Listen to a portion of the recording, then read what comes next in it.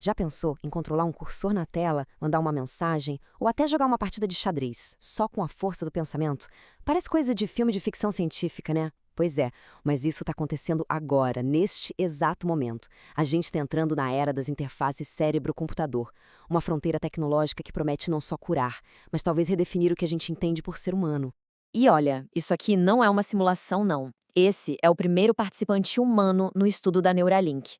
Vivendo com quadriplegia depois de um acidente, ele agora consegue interagir com o mundo digital de um jeito que parecia perdido para sempre.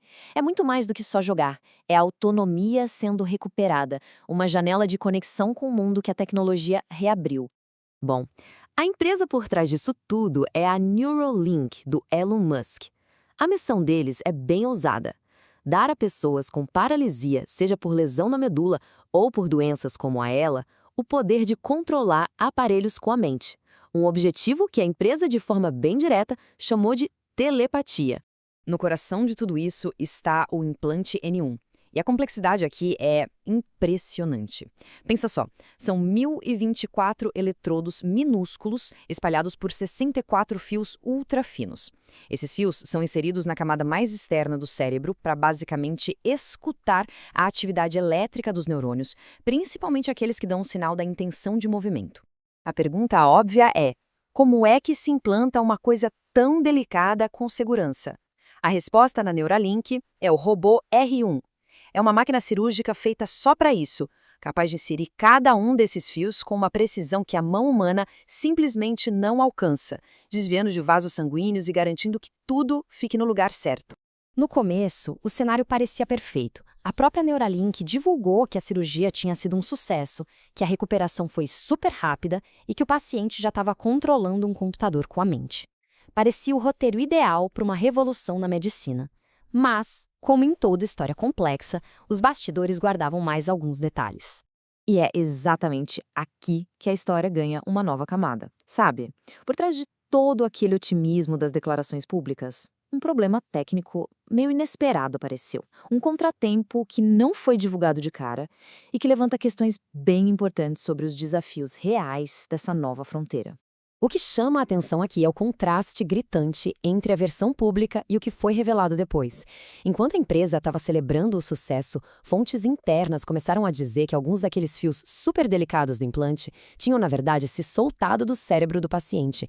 E o pior, parece que esse era um problema que já tinha aparecido nos testes com animais, o que indica que era um desafio de engenharia que eles já conheciam. E qual foi a consequência disso na prática? Bom, menos fios em contato com o cérebro significa menos dados neurais sendo coletados, o que acabou diminuindo a precisão do sistema. A equipe da Neuralink conseguiu dar um jeito, ajustando o algoritmo de leitura para ele ficar mais sensível aos sinais que ainda chegavam. A função foi restaurada, sim, mas o incidente todo acendeu um debate mundial sobre transparência e gerenciamento de riscos em testes com seres humanos. E todo esse debate nos leva de um problema técnico para um território completamente novo, filosófico e jurídico, o campo dos neurodireitos. A partir do momento que a tecnologia consegue acessar nossos pensamentos diretamente, as regras do jogo sobre privacidade e identidade precisam ser totalmente reescritas. Mas afinal, o que são neurodireitos? É basicamente uma proposta para uma nova categoria de direitos humanos. Pensa bem, nossas leis hoje protegem a expressão do pensamento, o que a gente fala, o que a gente escreve. Elas não foram feitas para proteger o pensamento em si, antes dele virar uma ação. Os neurodireitos querem preencher justamente essa lacuna, protegendo nossa atividade mental de ser decodificada, vigiada ou até manipulada. E isso se divide em debates bem concretos. Por exemplo, o direito à privacidade mental. Imagina se uma preferência política ou um sentimento que a gente não expressou pudesse ser lido e usado por alguém. Tem também o direito à identidade pessoal, para garantir que um implante não altere sutilmente quem a gente é, nossos gostos, nossa personalidade. E talvez o mais fundamental de todos, o direito ao livre-arbítrio, garantir que uma decisão seja genuinamente nossa e não resultado de uma influência de um algoritmo. E as implicações disso podem abalar as bases da nossa sociedade. Vamos pensar no sistema de justiça. Se alguém com um implante comete um crime, a defesa poderia alegar que a culpa foi de um bug no software ou de uma manipulação externa. E aí, quem seria o culpado? A pessoa? A empresa de tecnologia? O programador? A ideia de responsabilidade individual de repente fica bem mais complicada. É muito importante dizer que essa abordagem da Neuralink, de perfurar o crânio e colocar eletrodos direto no cérebro, não é a única que existe. Essa corrida para conectar mentes e máquinas tem outros competidores, com ideias e tecnologias bem diferentes. Uma das principais concorrentes é a Synchron. O dispositivo deles, chamado Stentrode, já foi implantado em uns 10 pacientes e tem o mesmo objetivo de restaurar a capacidade de movimento. Só que o caminho que eles usam é muito menos invasivo, inspirado em procedimentos do coração. E a diferença, como dá para ver aqui, é gigantesca.